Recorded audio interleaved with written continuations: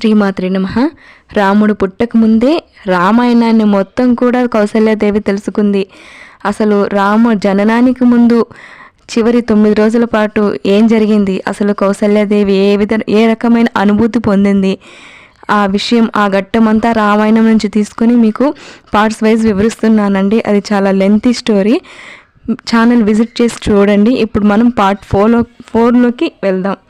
సరే, దశరథ మహారాజు వశిష్ఠ మునితో తన బాధనంతా వెల్లడించుకుంటాడు. తర్వాత వశిష్ఠమని ఈ విధంగా సమాధానం ఇస్తాడు. ఈశ్వరుని హృదయంలో నివసించే అమూల్య రత్నం బ్రహ్మ సనక సనందనాథులు నిత్యం హృదయపీఠంలో ప్రతిష్ఠించి స్మరించే వైకుంఠవాసి కౌసల్య గర్భాన ప్రవేశించాడు. దుష్టులైన దైత్యుల్ని తునిమి దేవతలను బంధ విముక్తుల్ని చేస్తాడు. కౌసల్య ధ్యాన పార్వశ్యంతో పలికిన పలుకులన్నీ యథార్థాలు.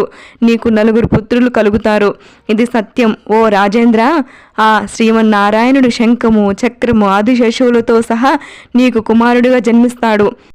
ఆ పూర్ణ బ్రహ్మ జగద్గురువు మిట్ట మధ్యాహ్నం పుష్యమీ నక్షత్రంలో శ్రీరామచంద్రుడిగా అవతరిస్తాడని వశిష్ఠుడు వివరించాడు.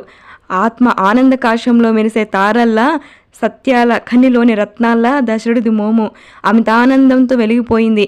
వశిష్ఠుడు పాద కమలాలకు వినయంతో మోకరిల్లాడు. వశిష్ఠుడు అప్పుడు దశరథునితో ఇలా అన్నాడు. మహారాజా, కౌసల్యాదేవికి 9 మాసాలు నిండిన తర్వాత వసంత ఋతువులో చైత్రమాసం శుక్లొచ్చింది. చాలా విశేషమైనది, గమనించగలరు. సరే, ఈ వార్త విని సజ్జనులు మునులు తత్వ జ్ఞానులు ఆనందిస్తారు. ఎవరి లీలలు విని దాట శక్యంగానే జనన మరణ చక్రాన్ని నుంచి విముక్తి పొందుతారో అటువంటి దివ్యమూర్తి ఈ పృథ్వీలో అవతరించడం ఒక విశేషం. జన్మ కర్మలు లేని క్షీరసాగరసేనుడైన ఆ శ్రీమన్నారాయణుడు లోకంలో అందరిలాగే కౌసల్య మాతకు పుత్రుడిగా అవతరిస్తాడు. భక్తులను తరింపచేయడానికి నిష్కలంకుడు కళ్యాణదాయకుడు అయిన పరమాత్మ శ్రీరాముడిగా తరలి వస్తాడు. రాక్షసులను వధించి లోకులను దుఃఖ విముక్తుల్ని చేయడానికి అవతరించిన శ్రీరాముణ్ణి చూసి దేవతలు జయజయధ్వానాలు చేస్తారు. అయోధ్య నగరాన దేవతలు విమానాల్లో నుంచి విజయ దుందువులు మోగిస్తూ పుష్పవృష్టి కురిపిస్తారు. ఇది కథ. ఆ తర్వాత కథ నెక్స్ట్ పార్ట్లో తెలుసుకుందాం. సర్వం శ్రీరామచంద్రార్పణమస్తు. స్వస్తి.